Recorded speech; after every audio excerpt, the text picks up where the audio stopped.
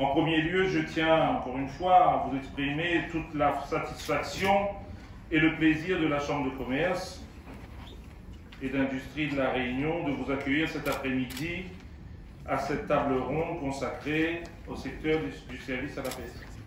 Ravi de travailler avec vous sur un sujet qui est central et capital et qui nous concerne tous. J'étais là aujourd'hui effectivement pour saluer la belle initiative du Conseil de la Chambre de commerce et d'industrie d'avoir souhaité réunir l'ensemble des acteurs qui travaillent sur le champ des services à la personne.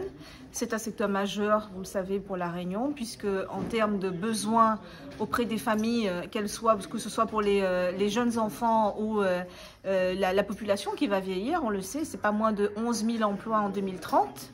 Selon les chiffres que l'on a aujourd'hui. Et donc, c'est un secteur qu'il faut absolument structurer, absolument s'occuper. Et ça passe, bien évidemment, vous l'aurez compris, par la formation notamment professionnelle. Et il est vrai que pendant des années, malheureusement, la région n'a pas été au rendez-vous aux côtés des acteurs qui travaillent sur ce sujet.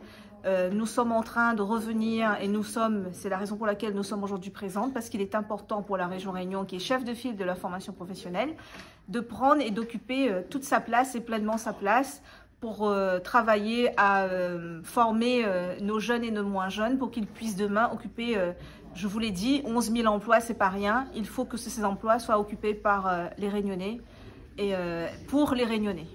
Dans les entreprises et également accompagnant les référents de cas dans les entreprises. On se doit du coup d'accompagner nos ressortissants. Hein. La Chambre de commerce, sur les années précédentes, a organisé il y a eu des ateliers, il y a eu des colloques. Donc on a aussi fait la promotion des activités de la Silver Economy. Donc c'est une information aussi qu'on apporte aux entreprises qui sont nos ressortissants.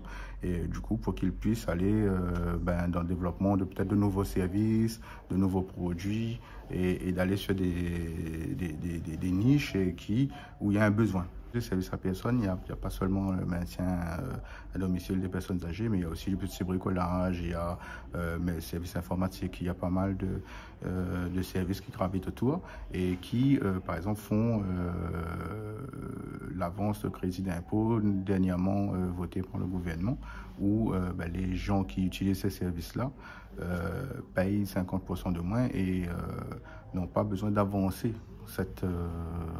le montant total. Donc ça peut du coup créer encore d'autres emplois derrière. Donc nous aussi on est sur la création d'emplois, donc créer d'autres emplois derrière et des services supplémentaires.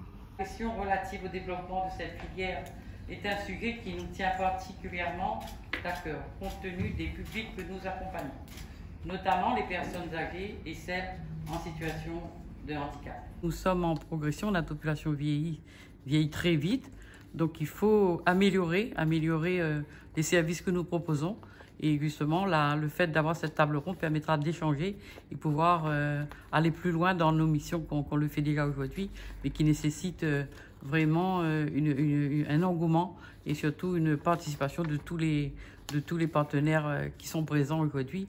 Et ensemble, on va aller plus loin et surtout je dirais que notre population a besoin de nous. Et ensemble, vraiment, on sera beaucoup plus efficace.